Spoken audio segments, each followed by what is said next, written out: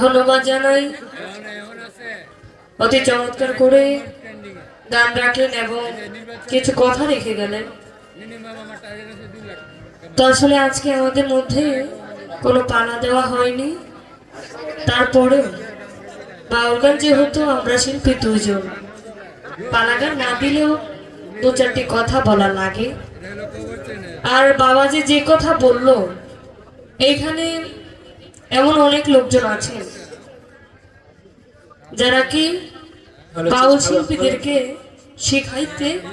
শেখানোর ক্ষমতা রাখে। আসলে বাস্তব কথা, এখানে দরবারের যে ভক্ত আশেকানরা আছে তারা প্রতি বছর এই অনুষ্ঠানটা করে। যারা এই বাউল গানটা শোনে তারা শুনতে শুনতে অনেক কিছু জানে। একজন শিল্পী যা না জানে, 10 জন শিল্পীর মুখ থেকে সেই কথাগুলো শুনতে শুনতে যারা শ্রোতা, যারা গান প্রেমিক, গানকে ভালোবাসে, তারা শিল্পীর থেকে বেশি জানে। আর এখানে যারা মুরব্বীরা আছেন, জ্ঞানী গুণী শ্রোতারা আছেন, তাদের সামনে কি বলবো। তবু বাবাজি যে কথা রেখে গেছেন, চেষ্টা করব একটু আলোচনা করার জন্য। কারণ যে কথা বলেছেন এই কথার মীমাংসা, একটা মামলা করে গেছেন। এই মামলার মীমাংসা করতে গেলে আমার 10 মিনিট কথা বলতেই হবে, নতুবা এই কথা আমি শেষ করতে পারবো না। কারণ একটা বিষয়, যদি একটা প্রশ্ন হইতো উত্তরটা দিয়ে বসে যাইতে হবে, এটা বোঝানোর একটা বিষয়। চেষ্টা করব আপনারা কেউ বিরক্ত হবেন না। যদি বিরক্ত হন তাহলে কিন্তু আমার কথা বলা আমার নিজের কাছে ভালো লাগবে না। আপনারা যদি সুযোগ দেন তাহলে আমি একটু আলোচনা রাখবো। তো প্রথমে একটি গান দিয়ে শুরু করি, গানের ভিতরে আলোচনাগুলো থাকবে, নীরবতা দিয়ে শুনবেন।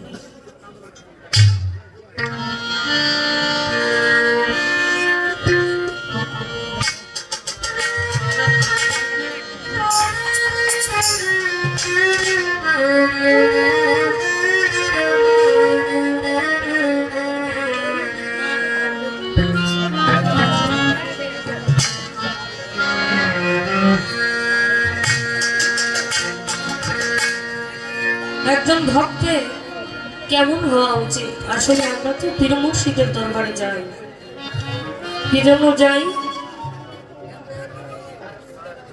মুসলমান হওয়ার জন্য। একজন মুসলমানের ঘর থেকে জন্ম নিয়ে কেবল তাকে মুসলমান দাবি করা যায় না, হাত পা নিয়ে জন্ম নিলেই মানুষ বলা যায় না। একজন কামের গুরুর প্রয়োজন, কেননা এই দেহটাকে শুদ্ধ করার জন্য, মুক্তি লাভের আশায় আত্মসমর্পণকারী যাকে বলা হয় সেই মুসলমান হওয়ার আশা। একজন ভক্তের তার মুর্শিদের কাছে কেমন হওয়া উচিত? মুর্শিদ কখন কি বলে? যে প্রকৃত ভক্ত সবসময় তার মুর্শিদের দিকে তাকিয়ে থাকে, আমার মুর্শিদ কোন সময় কোন কথা বলে। তার রূপটা হইতে হয় চাতক পাখির মতো। সাইজি চাতক পাখির কথা বলেছেন যে চাতক পাখি একটা সাধক পাখি। কি এই সাধক পাখিটা কেন বলা হয়েছে? এই চাতক পাখিটা হচ্ছে সবসময় আকাশের দিকে তাকিয়ে থাকে, কখন বৃষ্টি বর্ষণ হবে, সেই বৃষ্টির জল সে পান করবে। সে ইচ্ছা করলে এই যে নদীতে যে পানি জল থাকে সে জল কিন্তু সে খাইতে পারে, কিন্তু সে সাধনায় থাকে। একজন ভক্তের সেই রূপ চাতক পাখির ন্যায় হতে হবে। গানটি শুনবেন, গানের মধ্যে একটু আলোচনা থাকবে।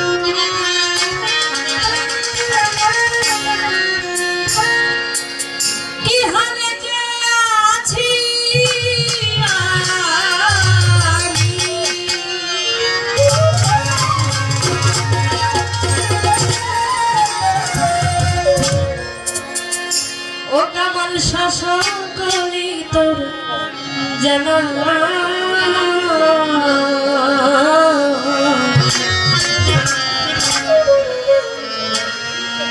দয়ালা, আমি তোর বিনা মূল্যের কি, বিনা মূল্যের কিনা কোনো স্বার্থ নাই। যে আমার মুর্শিদের চরণে আমার জীবন যা আছে সবকিছু সঁপে দিলাম। এই কথা মুখে মুখে বললে হবে না। প্রকৃত ভক্ত এই দুনিয়াদারির আশা করে না, কোনো কিছুর আশা করে না, তার মুর্শিদ আমি কাঙাল বাঁচি না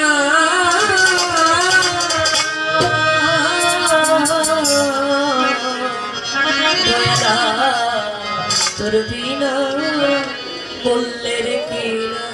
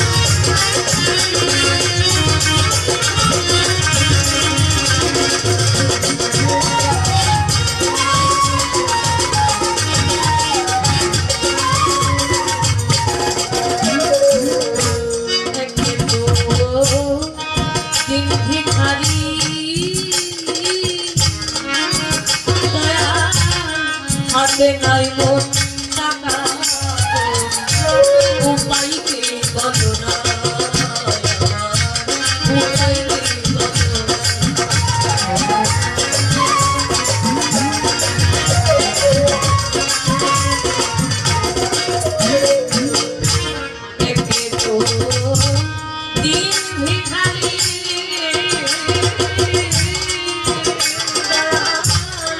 আসবে অল্প টাকা উপায় কি বলো না, উপায় কি বলো না, তুই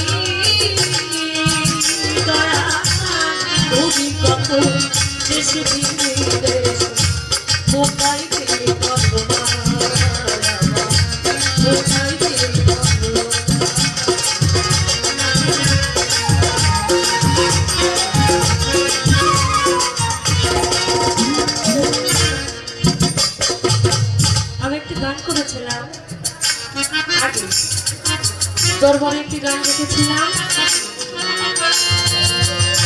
মুর্শিদ বিনে যার যার মুর্শিদ বিনে কেউ দেবে না জান্নাতের তরি, ভব সিন্ধু পার করাবে বাবা ভান্ডার। অর্থাৎ যার যার মুর্শিদকে স্মরণ করে গানটি শোনার কথা। এই গানে আমার বাবাজি দাঁড়িয়ে বলতেছে, ওই দিন সাফায়াতের কান্ডারি একমাত্র আমাদের নবী করিম সাল্লাল্লাহু আলাইহি সাল্লাম তিনি থাকবেন। তাহলে এখানে মুর্শিদের বিষয়টা এর আগে কোথায়, এটাই তো প্রশ্ন। বাবাজি বলেছেন একটু এই বিষয় নিয়ে একটু কথা বলার জন্য, যে আমার ভিতরে কি আছে। আসলে বাবা কেবলমাত্র গান শিখতেছি, শিক্ষার আমার শুরু। আমি বই আপনার কাছ থেকে জানতে চাইব, তারপরেও যেহেতু বলছে আমি আমার ক্ষুদ্র জ্ঞান থেকে যতটুকু জানি বলার চেষ্টা করব। আসলে বেশি কথা বেশি ভুল, কম কথা কম ভুল। বেশি কথা বলতে গেলে দু একটি কথা ভুল হবে, এটাই কি স্বাভাবিক। সকলে ক্ষমা সুন্দর দৃষ্টিতে দেখবেন। আগে বলে দিচ্ছি যে দেখেন, ওই দিন প্রত্যেকটা আমাদের মুর্শিদ কিন্তু একজন। এখানে অনেক তরিকার লোকজন আছে না, এখানে যার যার মুর্শিদ আছে। আমার মুর্শিদ কিন্তু আপনার নাম, আপনার মুর্শিদের এক নাম, আমার মুর্শিদের আরেক নাম, কিন্তু সব কি রসুনের এক জায়গায় তো সব, তাই না?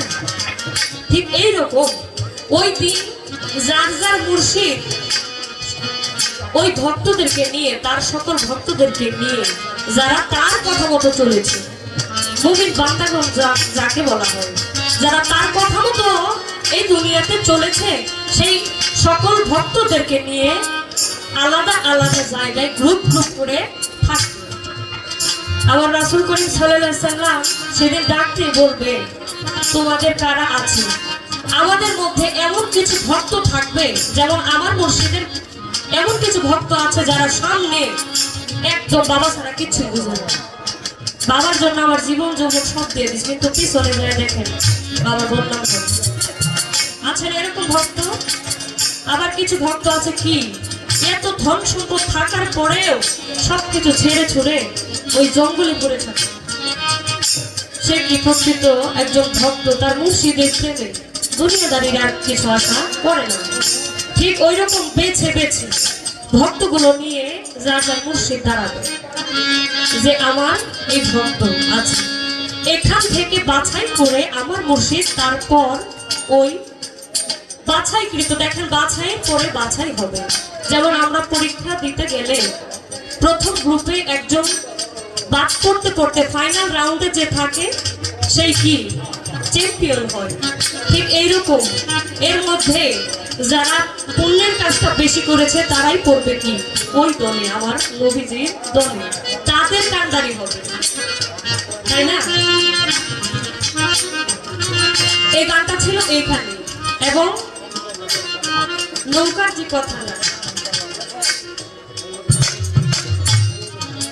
আমরা মানুষ, আমার লালন সাইজি একটি গান লিখেছেন, রূপ কাষ্ঠেরি নৌকা খানি নাই ডুবার ভয় পানিতে যাবে নবীর নৌকাতে। রূপ কাষ্ঠের নৌকা সাধকটা আধ্যাত্মিক সাধনা জগতে এই রূপ কাষ্ঠের নৌকা একটা দেহর সাথে তুলনা করেছে। বিভিন্ন লেখক, বিভিন্ন গীতিকার বিভিন্ন জিনিসের সাথে এই মানব দেহটাকে তুলনা করে গান লিখে। যারা গান বুঝে তারা বুঝে যে এই কথাটা কেন বলেছে। তো এই যে রূপকাষ্ঠের নৌকা, এটা কত বড়, এটা তো সবাই আমরা জানি, একটা মানুষ দেখলে কি বোঝা যায় না? আমার বাবাজির কথা এখানে ছিল, গান করে গেছে, যদি তুলিতে বাসনা থাকে ধরো রে মন সাধুর সঙ্গে, সাধুর সঙ্গে ধরতে বলছে। এখানে আমার বাবাজি শেষের অন্তরে একটা কথা শুনছে, লালন বলে প্রাণ গোবিন্দ ধরো গুরুর সৎসঙ্গ। এখানে আমার একটু পেশ লাগছে, ধরো গুরুর সৎসঙ্গ। আমি জানি আমার মধ্যে যে ভুলগুলো আছে, আমার গুরুর মধ্যে সেই ভুলগুলো থাকতে পারে না। যদি থাকে তাহলে সে গুরু নয়। তাহলে এইখানে সৎ, সতের সাথে কি আরেকটা শব্দ আসে না অসৎ? সৎটা বলার কি দরকার ছিল? গুরুর সত্য বললেই তো হইত, তাই না? সৎ বলছে ধরো গুরুর সৎ সঙ্গ। তাহলে কি গুরুর আর অসৎ সঙ্গ আছে কিনা? গুরুর কি অসৎ সঙ্গ আছে কিনা? আর যদি অসৎ সঙ্গ থাকে তাহলে আমি ওই গুরু মানি। আপনি এটা কেন বলবেন? এটা আমাকে একটু বোঝাবেন, আমি এই বিষয়টা বুঝি নাই, একটু বোঝাবেন যে গুরুর মধ্যে কোনো ভুল থাকতে পারে না। একজন গুরুর মধ্যে কোনো হিংসা থাকতে পারে না, কোনো নিন্দা থাকতে পারে না, কোনো অহংকার থাকতে পারে না। কারণ এগুলো কিভাবে নিয়ন্ত্রণ করতে হয় সেগুলোই তো গুরু একজন ভক্তকে শেখায়।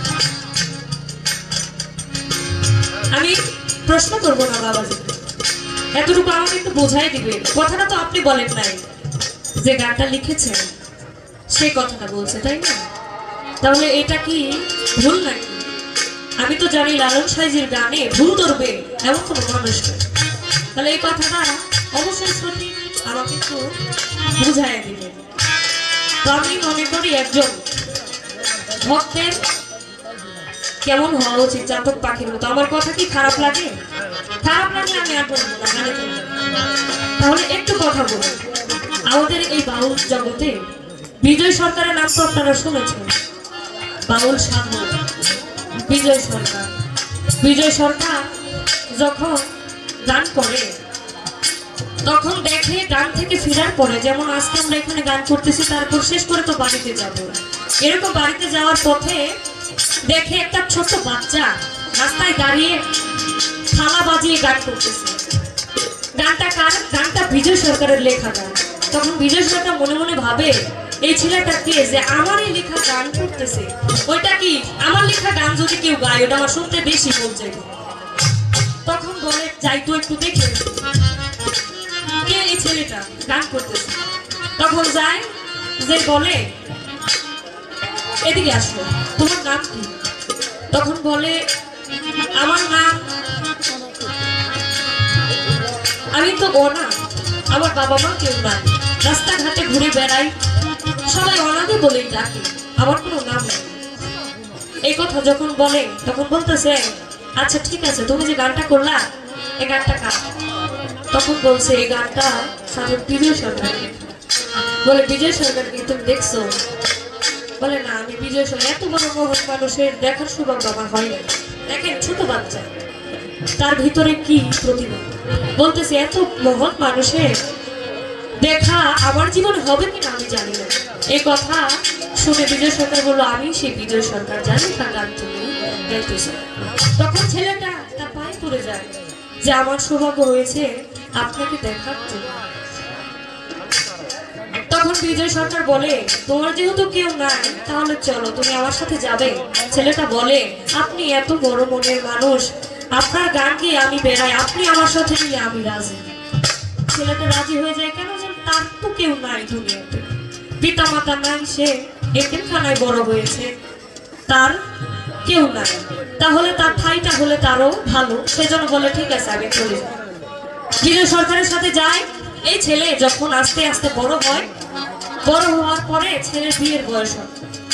এখন বিয়ের বয়স হলে তো বিয়ে করাইতে হবে। বিজয় সরকার বলে ঠিক আছে, বিয়ের আয়োজন করে ছেলেকে বিয়ে করায়। বিয়ের পরের দিন হয় বিজয় সরকারের গান। এখন ওই গানটা, বিজয় সরকার সেদিন অসুস্থ ছিল, তাই বলেছিল যে ওই গানটাতে যাইতে হবে, তুমি যখন তোমার শ্বশুর বাড়িতে যাবা সেখান থেকে আসার সময় বৌমাকে সাথে নিয়ে আসবো, তাহলে তুমি শ্বশুর বাড়িতে চলে যাও। এই জন্য সে প্রস্তুত হয়ে যায়। ঠিক তখন খবর আসে বিজয় সরকার যার সাথে গান করবে তারই গুরু নারায়ণ বাবু সে অসুস্থ। এই খবর শুনে বলে যে আমার গুরু তো আজকে যাইতে পারবে না গানে, তাহলে গানটা তো চালাই নিতে হবে, তাহলে অনাদি তুমি চলো আমার সাথে আজকে গান করো।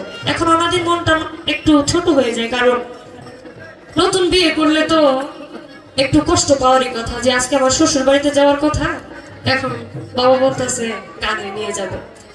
তখন বাধ্য হয়ে বললো যে কেন নারায়ণ বাবু কোথায়? তখন বললো বাবাজি তো অসুস্থ। এই কথা শুনে হঠাৎ করে ও অনাদি বলে ফেলে, অসুস্থ নাকি আপনার ওই নারায়ণ বাবুর একজন ভক্ত মেয়ে ছিল, নাকি ওই ভক্ত মেয়ের সাথে কোথাও গেছে। মানে একটু বুঝেছেন তো, একটু অন্যদিকে বলেছে। এই কথা শুনে বিজয় সরকার কষ্ট পায়।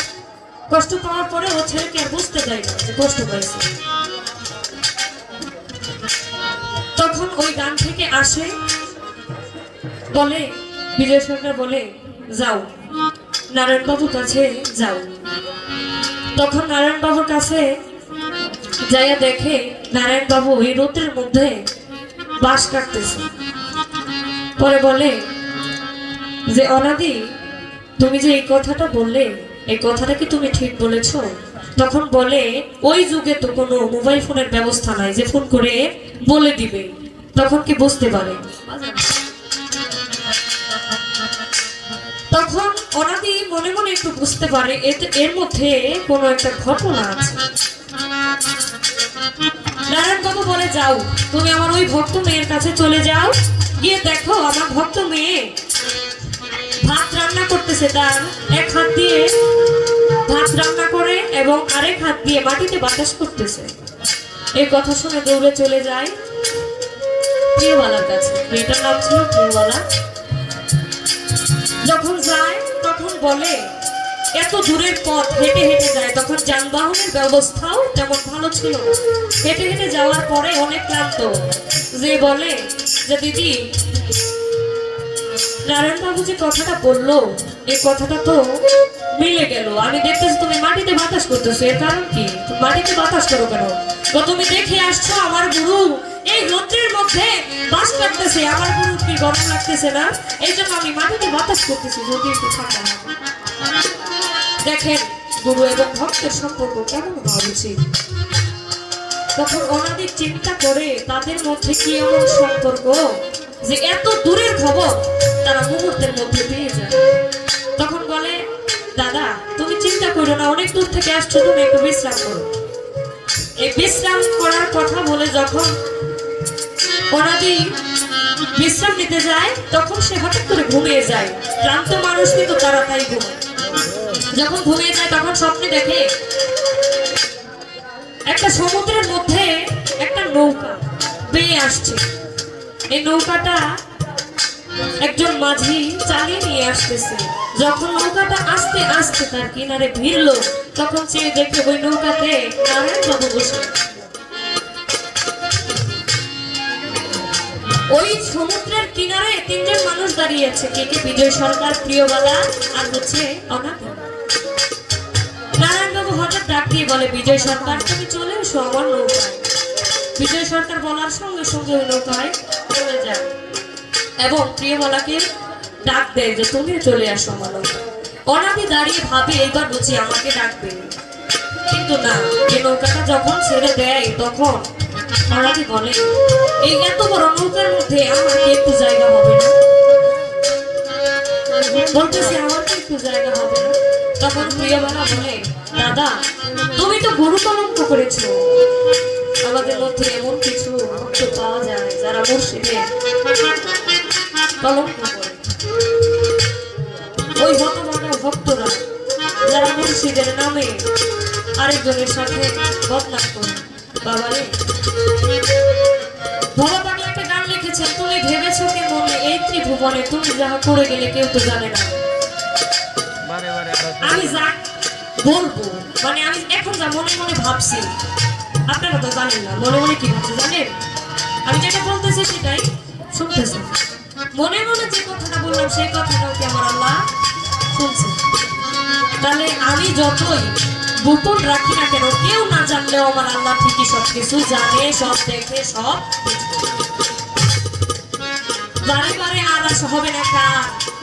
ওই রকম ভক্তদের জন্য না যে কি এই জন্মে এসে নিজের মুক্তি লাভ করতে পারছে। ওই মুর্শিদের দেখানো, মুর্শিদ হচ্ছে পথ প্রদর্শক, অর্থাৎ যে পথ দেখাবে, চলার দায়িত্ব কার? আপনার। চলার দায়িত্ব আমার। ওই দেখানো পথে আবার চলতে হবে। তো আমরা এখানে যারা ভক্ত আছি চেষ্টা করবো ভক্ত যেন ভক্তের মতোই, সম্পদ ভক্তের মতোই হতে পারে।